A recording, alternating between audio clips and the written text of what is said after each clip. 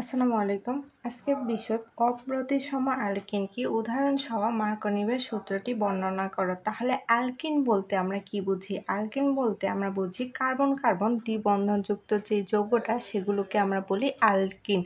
তাহলে এখন কথা হচ্ছে অপ্রতিসম অ্যালকিন মানে অপ্রতিসম হতে হবে আবার অ্যালকিন হতে হবে। এখানে কথাটা কি আছে? অপ্রতিসম মানে আমাদের কি বলা হয়েছে এখানে যে সমান নয় এমন কিছু। তাহলে আমাদের অপ্রতিসম অ্যালকিনের সংজ্ঞাটা এরকম যে যে সকল অ্যালকিনের দ্বিবন্ধনযুক্ত কার্বন পরমাণুতে দুটি অসম সংখ্যক মানে অসমান সংখ্যক অ্যালকাইল গ্রুপ বা হাইড্রোজেন পরমাণু যুক্ত থাকে তাদেরকে আমরা অপ্রতিসম অ্যালকিন বলি। যেরকম এখানে যদি আমরা প্রোপিন নেই CH3, তারপরে CH, তারপরে এই পাশের যে বন্ধনটা রয়েছে এখানে CH3CH আর এই পাশের দ্বিবন্ধনযুক্ত একটা যৌগ দিলাম CH2। এই যে তিনটা কার্বন বিশিষ্ট যৌগকে আমরা কি বলি? প্রোপিন। তাহলে এখানে দ্বিবন্ধন থাকার জন্য ইনটা যুক্ত হলো। এখন কথা হচ্ছে এই পাশে হাইড্রোজেন সংখ্যা কত? 4টি, আর এই পাশে হাইড্রোজেন সংখ্যা কত? 2টি। তাহলে 4টি আর 2টি কি সমান হলো? 2টি আর 4টি কিন্তু সমান নয়। এর মানে এখানে কি বোঝা যাচ্ছে যে এখানে সমান সংখ্যক হাইড্রোজেন নাই। তাহলে সমান সংখ্যক যেখানে হাইড্রোজেন নাই তাহলে এটাকে আমরা কি বলতে পারি? অপ্রতিসম অ্যালকিন। যেখানে সমান সংখ্যক হাইড্রোজেন থাকবে এই পাশেও সমান হবে এই পাশেও সমান মানে দুইটা ইকুয়াল হবে তখন সেটাকে আমরা বলি প্রতিসম অ্যালকিন। তাহলে অপ্রতিসম অ্যালকিন বলতে কি বোঝা গেল? যে সমান সংখ্যক অ্যালকিন হওয়া যাবে না, অসম সংখ্যক অ্যালকিন হতে হবে। এই পাশে অসমান হতে হবে আবার এই পাশে অসমান হতে হবে হাইড্রোজেন সংখ্যা। তাহলে সেটাকে আমরা বলতে পারি অপ্রতিসম অ্যালকিন। এখন কথা হচ্ছে যে উদাহরণসহ মার্কনিভের সূত্রটি বর্ণনা করো। তাহলে মার্কনিভের সূত্রটা আমরা কি জানি? মার্কনিভের সূত্রটা হচ্ছে অপ্রতিসম অসম্পৃক্ত যৌগের সঙ্গে অপ্রতিসম বিকারকের জোট বিক্রিয়ায় বিকারক অণুর ঋণাত্মক অংশ সাধারণত কম সংখ্যক হাইড্রোজেন পরমাণু বিশিষ্ট অসম্পৃক্ত কার্বন পরমাণুতে যুক্ত হয়।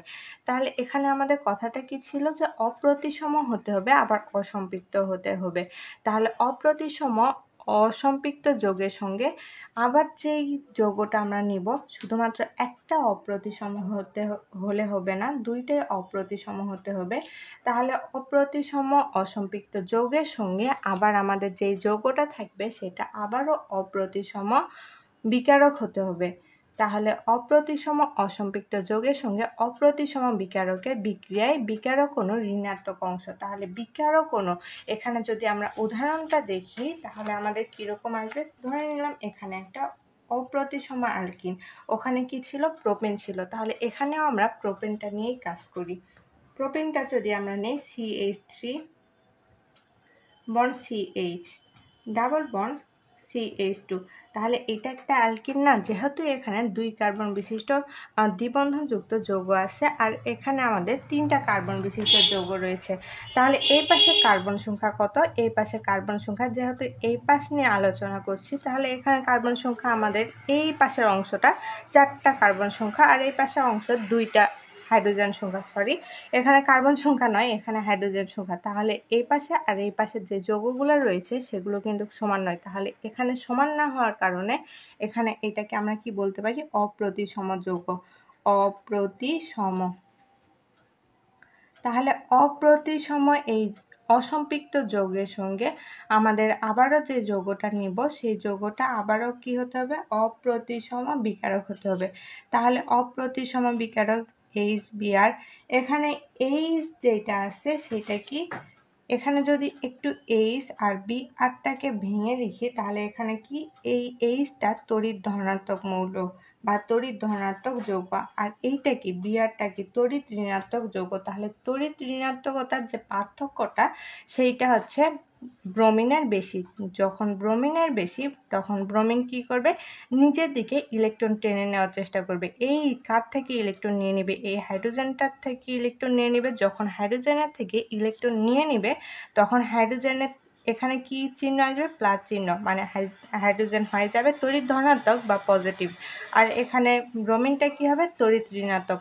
তাহলে এখানে এই যে তড়িৎ ঋণাত্মকতার যে পার্থক্যটা রয়েছে সেটা কি? একজন হচ্ছে তড়িৎ ধনাত্মক মৌল হয়ে যাচ্ছে বা তড়িৎ ধনাত্মক যৌগ হয়ে যাচ্ছে, আর একজন তড়িৎ ঋণাত্মক হয়ে যাচ্ছে।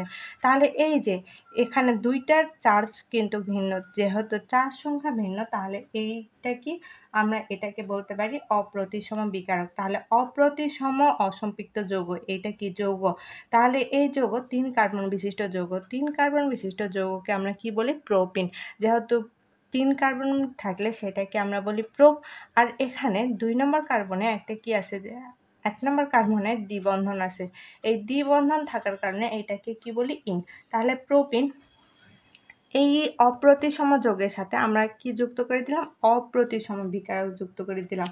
তাহলে অপ্রতিসম যৌগের সাথে অপ্রতিসম বিকারক যুক্ত করে দেওয়ার পরে যে বিক্রিয়াটা ঘটবে সেটা কি রকম বিক্রিয়া হবে? এটা কি? পজিটিভ আর এইটা নেগেটিভ। তাহলে এখানে আমাদের কি কি ধরনের বিক্রিয়া ঘটতে পারে? এই যে এখানে যখন বিক্রিয়া করবে তখন এই যে এই হাইড্রোজেন সংখ্যা আর এই হাইড্রোজেন সংখ্যা, এই কার্বন কার্বন এখানে কি রয়েছে? দ্বিবন্ধন রয়েছে। তখন যখন এই এইচ বিয়ারটা যুক্ত হবে তখন এখানে কি হবে?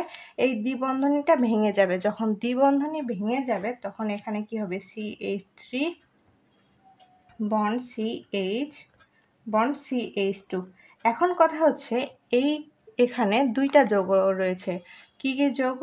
H প্লাস আর Br মাইনাস। যেহেতু H প্লাস আর Br মাইনাস আছে তখন এরা কি করবে? নিজেদের মধ্যে একটা যুদ্ধ শুরু করে দিবে যে আমি বসে যাব এই CH এর কাছে, আর Br বলবে আমি বসে যাব CH এর কাছে। তাহলে এই দুইটা যৌগ আমাদের মনে হতেই পারে যে এখানে যখন Hটা চলে আসবে, এখানে Brটা চলে আসবে, আমরা এখানে Hটা না দিয়ে আমরা দিতে পারতাম এই কার্বনের সাথে একটা H। তাহলে এখানে কয় ধরনের যৌগ হতে পারে? 2 ধরনের যৌগ হতে পারে। একটা হতে পারে CH3 বন্ড CH এর সাথে যুক্ত হতে পারে Br, আবার আরেকটা যৌগ হতে পারে আমাদের উপরের যেটা রয়েছে সেটা কি? CH3 bond CH bond H bond CH2 Br। তাহলে এই 2 ধরনের যৌগ হতে পারে। তাহলে আমাদের এখন কথা হচ্ছে যে 2 ধরনের যে যৌগ হলো সেটা আমরা হতে পারতো যে এই ধরনের যৌগ বা এই ধরনের যৌগ, কিন্তু আমরা কি করব? এখানে 2 অণু প্রোপানল নিব বা তাহলে এখন কথা হচ্ছে যে আমাদের এই প্রোপিনেরটার সাথে যখন আমরা HBr যুক্ত করব তখন একটা এই বর্ণ বা এই ধরনের হতে পারে, আবার একটা যৌগ হতে পারে এই ধরনের। এখন কথা হচ্ছে যে কোনটা প্রধান উৎপাদ কোনটা গৌণ উৎপাদ। এখানে আমরা আমাদের কয় ধরনের যৌগ রয়েছে? 2 ধরনের যুক্ত আছে। এখন কোনটা হবে প্রধান উৎপাদ বা কোনটা গৌণ উৎপাদ? এখন আমরা একটু দেখি যে CH3 CH CH2 এখানে একটু যখন লক্ষ্য করি যে CH3 bond CH double bond CH2 এখানে রয়েছে। তাহলে যখন ইলেকট্রন এই যে CH এর কাছে আসবে তখন CHটা কি হয়ে যাবে?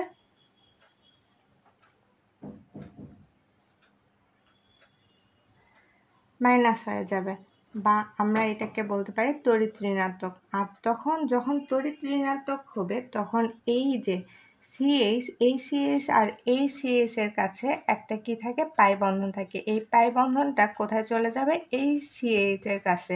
তাহলে যখন CH এর কাছে যাবে তখন এই তো এই কার্বন আর এই কার্বনের মধ্যে পাই বন্ধন আছে, তখন এইটা হয়ে যাবে ডেল মাইনাস আর এইটা হয়ে যাবে ডেল পজিটিভ। তাহলে ডেল মাইনাস আর ডেল পজিটিভ যখন ডেল মাইনাস হবে তখন এখানে কি চলে আসবে? যেহেতু এখানে মাইনাস আছে তাহলে H Br এখানে Br মাইনাস H প্লাস। তাহলে এই যে H প্লাস কোথায় চলে আসবে? এই কার্বনের সাথে চলে আসবে, আর এই Brটা এখানে CH2 এর সাথে চলে আসবে, কারণ এইটা ডেল পজিটিভ, পজিটিভ আর নেগেটিভ একে অপরকে আকর্ষণ করে, আর নেগেটিভ পজিটিভ একে অপরকে আকর্ষণ করে। তাহলে এখানে CH এর সাথে চলে আসবে H প্লাস, যেটা আমাদের প্রথমে বের হয়েছে, আর এখানে চলে আসবে Br। আর পরের ধাপে কি হবে? পরের ধাপে যখন ইলেকট্রনটা এখানে আসবে, মানে এই CH আর এই CH এর মধ্যে পাই বন্ধনটা এই কার্বনের দিকে চলে আসবে, তখন কি করবে এখানে এই কার্বন কি করবে, এই কার্বন তখন হয়ে যাবে তড়িৎ ঋণাত্মক। যে নিবে সে তো ঋণাত্মক হবে, আর যে দিবে সে আমাদের পজিটিভ হবে। মানে এই CH2 এইখানে আমাদের কি রয়েছে, পাই বন্ধন রয়েছে। পাই বন্ধন থাকার কারণে এখানে কার্বন কার্বন এই বন্ধনটা থাকার কারণে এখানে যখন আমাদের ইলেকট্রন নিবে, এই কার্বনটা ইলেকট্রন নেওয়ার ফলে এই কার্বন হয়ে যাবে নেগেটিভ, আর এই কার্বন হয়ে যাবে তখন পজিটিভ। কারণ এই কার্বনের থেকে এই কার্বন নিবে, তখন H প্লাস আর Br মাইনাসের মধ্যে কে কোথায় চলে আসবে, এইখানে কি আছে, পজিটিভ আছে, মানে এখানে Br চলে আসবে, আর এখানে CH2 এখানে H প্লাস চলে আসবে। তাহলে আমাদের প্রধান দুইটা উৎপাদ তৈরি হয়ে যাবে। তাহলে এই দুইটার নাম, কোনটার নাম কি হতে পারে, প্রথমটার নাম হতে পারে, যেহেতু ব্রোমিন কয় নাম্বার কার্বনে রয়েছে, 1 নাম্বার কার্বনে রয়েছে, তাহলে এইটার নাম 1 ব্রোমো প্রোপিন। আর তাহলে এই কার্বনটা এখানে হাইড্রোজেন রয়েছে, Br কোথায় রয়েছে, 2 নাম্বার কার্বনে রয়েছে, তাহলে 2 ব্রোমো প্রোপিন। তাহলে এখানকার মধ্যে এই দুইটা উৎপাদের মধ্যে এখন আমাদের দরকার কোনটা প্রধান উৎপাদ আর কোনটা গৌণ উৎপাদ। তাহলে 1 ব্রোমো প্রোপিন আর 2 ব্রোমো প্রোপিনের মধ্যে কার্বোক্যাটায়নের স্টেবিলিটি বা আমরা যেটাকে বলি স্থায়িত্ব, স্থায়িত্ব কোনটার বেশি, আমরা অনেকেই কিন্তু দেখেছি যে আমাদের 2 নম্বর কার্বনের বা 2 ডিগ্রি কার্বনের স্থায়িত্ব বেশি হয়। তাহলে আমাদের প্রধান উৎপাদটা কোনটা হবে, 2 ডিগ্রি স্থায়িত্ব বা স্টেবিলিটি যেটা রয়েছে সেইটা এই যে 2 ব্রোমো প্রোপিনের বেশি হয়, এইটা হবে আমাদের প্রধান উৎপাদ। তাহলে গৌণ উৎপাদটা কোনটা হবে, গৌণ উৎপাদটা হবে 1 ব্রোমো প্রোপিন, এটা হচ্ছে আমাদের গৌণ উৎপাদ। তাহলে প্রধান উৎপাদ যেটা সেটা আমাদের উৎপন্ন হবে 90%, আর গৌণ উৎপাদ যেটা সেটা উৎপন্ন হবে 10%, বা আমরা যেটাকে বলি যে বেশিরভাগ উৎপন্ন হবে এই যে 2 ডিগ্রি বা আমরা 2 ব্রোমো প্রোপেন, আর কম যেটা উৎপন্ন হবে সেটা হচ্ছে 1 ব্রোমো প্রোপেন। এটাই হচ্ছে আমাদের মার্কোনিভের সূত্র।